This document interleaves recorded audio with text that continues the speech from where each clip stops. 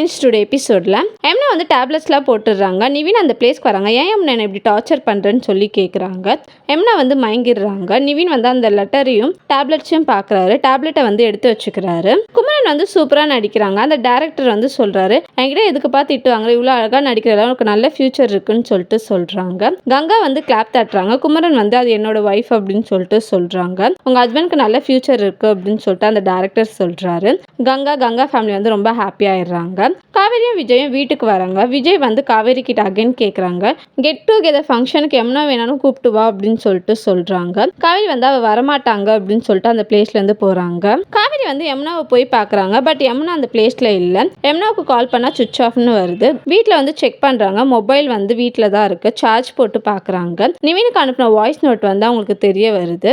காவேரி வந்து நிவினுக்கு கால் பண்ணுறாங்க, யமுனா எங்க அப்படின்னு சொல்லிட்டு. நிவின் வந்து ஹாஸ்பிட்டலில் சொல்கிறாரு. காவேரி அந்த பிளேஸ்க்கு போகிறாங்க. தேங்க்யூ.